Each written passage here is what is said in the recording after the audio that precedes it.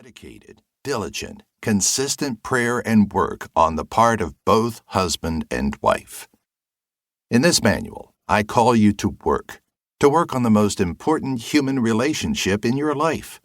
What I am going to ask you to do will not be easy. Time, effort, serious thought, painful examination, and honest evaluation will be required. But I guarantee you that your prayerful efforts will be richly rewarded. Already, the substance of this manual has been implemented by many people. The result has been that good marriages have been made better, sour marriages have become sweet, and God's name has been manifestly glorified. My hope and prayer is that our great God would use this manual to promote greater oneness in your marriage, so that you may experience greater happiness, and that His goodness, power, and glory may be more fully manifested. Unit 1. God's Purpose for Marriage. In this unit, God's blueprint for marriage in Genesis chapter 2, verses 18 through 25 is considered. The concepts of leaving, cleaving, and becoming one flesh are presented and explained.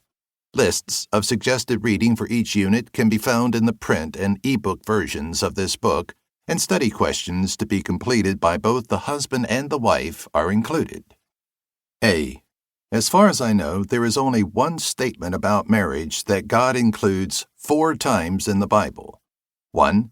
He makes it in Genesis chapter 2, verse 24, Matthew chapter 19, verse 5, Mark chapter 10, verses 7 through 8, and Ephesians chapter 5, verse 31.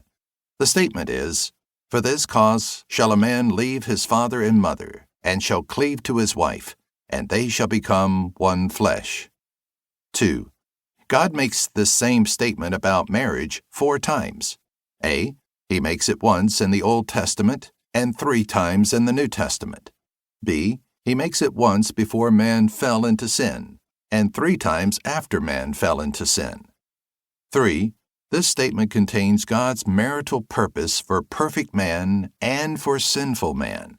This statement contains God's all-time blueprint for a good marriage. B. A good blueprint is just as necessary for a good marriage as it is for a building project. 1. Today, there are many unhappy, unfulfilling marriages not only among non-Christians, but also among Christians. 2.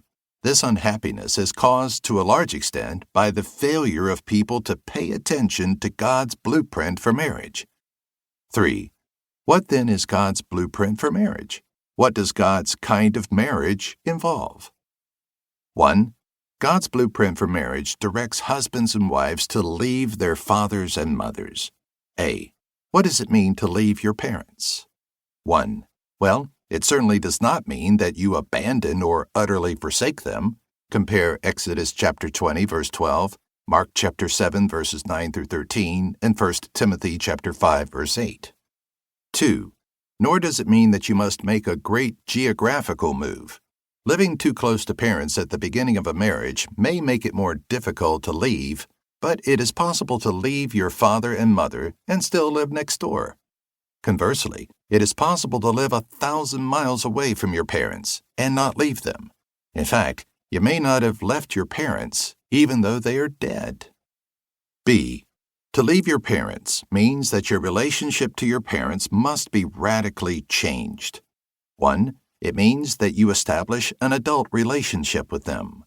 2. It means that you must be more concerned about your mate's ideas, opinions, and practices than those of your parents. 3. It means that you must not be slavishly dependent on your parents for affection, approval, assistance, and counsel. 4. It means that you must eliminate any bad attitudes towards your parents, or you will be tied emotionally to them regardless of how far you move from them. 5.